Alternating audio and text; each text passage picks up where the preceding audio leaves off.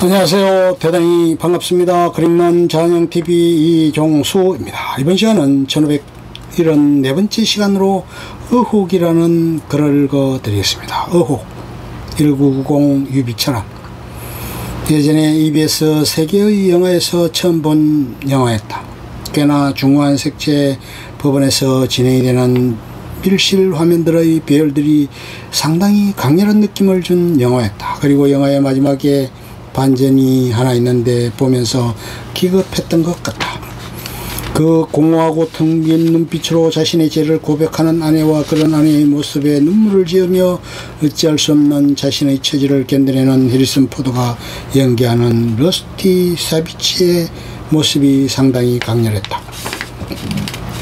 이번 기회에 다시 한번 확인을 하게 됐다. 영화를 처음 감상했을 때도 느낀 것이지만 이 영화의 가장 큰 장점이자 단점은 영화 속 법원의 법 집행과 판결 과정이 정말이지 보는 관객에게 그 상황에 참여한 배심원처럼 직접적으로 다가오게 한다는 것이고, 또한 이것이 단점이라는 점이다. 너무 전문적이다 보니 사실 영화가 꽤나 어렵다. 등장인물 전원 자체가 배울 대로 배운 검사, 변호사, 판사, 수사관, 그리고 법의학자들이다 보니 이 사람들의 논리가 치밀하고 견고하다. 그렇기에 그들이 하는 행동이나 말들을 따라가는 것도 녹록치 않은 것이 사실이다. 하지만 이 영화가 가지고 있는 이러한 접근하기 쉽지 않은 단점에도 불구하고 이 영화는 보는 내내 긴장감을 팽팽하게 유지시키면서도 또한 영화 속 등장인물들에게 의외로 감정이입과 어떤 면에서는 공감을 하게 만드는 지점이 있다.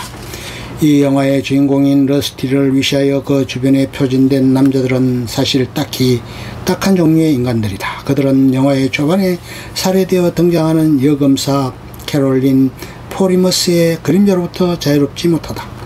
그들은 캐롤린이 가지고 있는 매력, 특히나 성적 매력과 지적 능력에 자발적으로 그녀에게 복종한다. 그리고 캐롤린은 그런 그들의 취약한 점이나 혹은 그러면서도 남성으로서 자신에게 군림하고 싶어하는 남성 특유의 망집을 도발하고 또한 동시에 다독인다. 그렇기에 이 영화의 남자 중에 그 누구도 캐롤린 위에 서지 못한다. 그것은 그녀가 사망하고 난 뒤에도 마찬가지이다. 주인공 러스티는 동료 검사인 캐롤린이 죽고 나서 그녀의 죽음을 수사하기 시작한다. 그는 캐롤린과의 추억을 잊지 못하고 괴로워한다. 이 점에 대해서는 무엇이라고 글로 묘사할 수가 없다. 일단 나의 능력 부족이지만 솔직히 말해서 이 견고한 이야기적 토대를 영상으로 바꾸는 힘에 있지 않나 한다.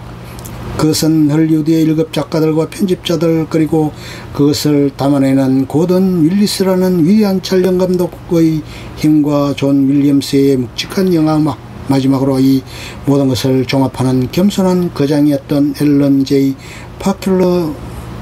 파큘라의 힘이 맞물려서 영화가 만들어졌기 때문일 것이다.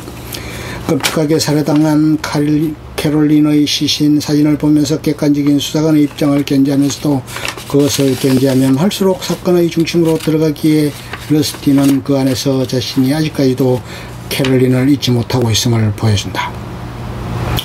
사건의 기록으로서의 추적과 그 추적이 주관적인 심상으로 연결되는 지점이 영화상에는 끊임없이 교차된다. 이 영화에서 남자들은 언제나 사태를 헛짚는다. 물론 러스티의 베스트 프렌드이자 유능한 수사관인 댄 립렌저이나 러스티의 호적수였지만 이제는 러스티를 위해서 변호사 역할을 해주는 샌디 스턴의 경우는 다르다. 하지만 이 인물들이 객관적인 제3자의 위치에서 합리적으로 일을 처리해주고 있다고는 하지만 이들 역시도 사태의 본질은 꿰뚫지 못한다. 러스티가 구명이 된 것은 철저히 논리에 입각한 것이고 그 논리는 그들의 세계 내에서만 통용이 되는 것이지 결코 이 사건 자체에 가닿지 못하기 때문이다. 댄은 1차적으로 살해 현장에서 발견된 결정적 증거 중 하나인 러스티의 지문이 찍힌 유리컵 잔을 빼돌린다. 이것은 결국 러스티를 모함하려는 검찰청 내부의 업무가 있음을 지시하는 것으로 판사와 배심원에게 각인이 되고 러스티가 결정적으로 사건에서 빠져나올 수 있게 해주는 하나의 출구를 마련해준다. 샌디 스턴의 경우는 캐롤린이 스스로 불임 상태로 자신을 만들었다는 것을 재판 과정에서 변론한다. 그녀가 나팔관을 묶어서 불임이 되었다는 것이다. 그런데 그녀의 몸에서는 피임약이 발견됐다.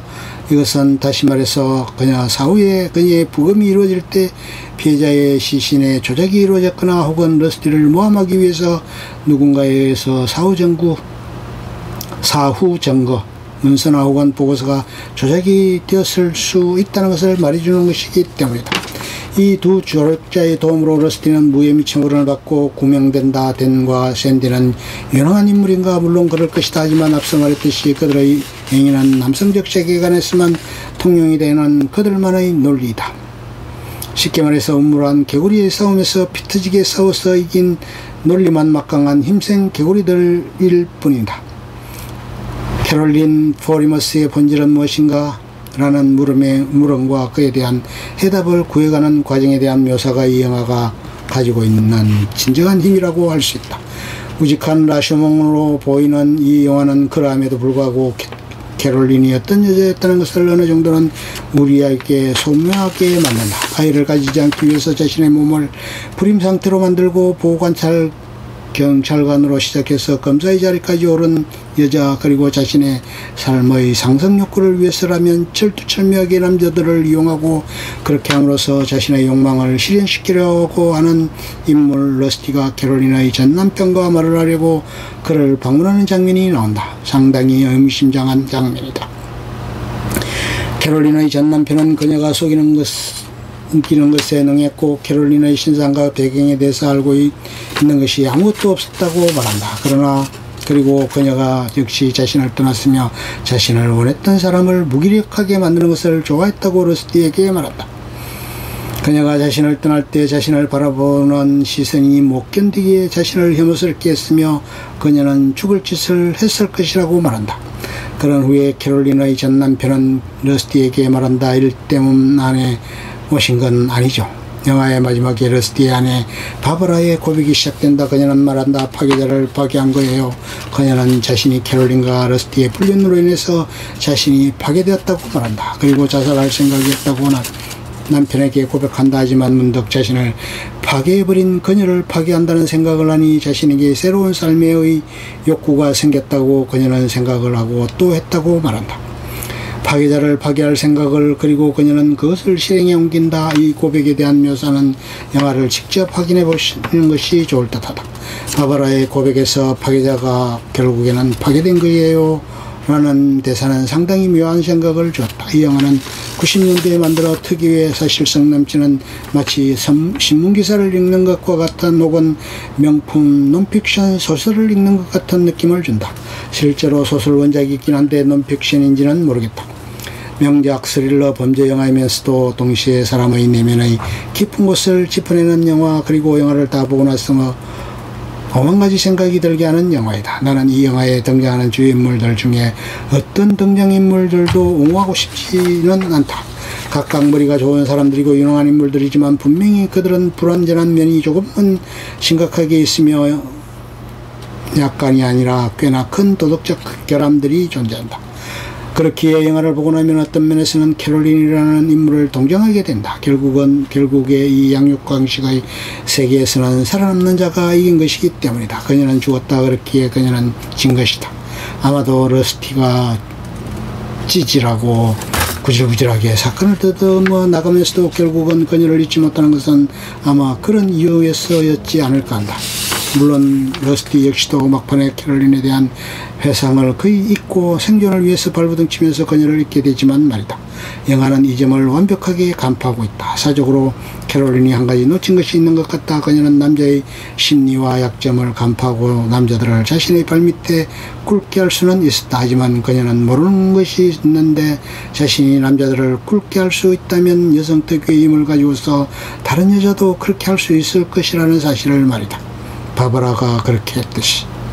끝. 좋으면 좋아요, 구독, 알림 설정 눌러주세요. 감사합니다.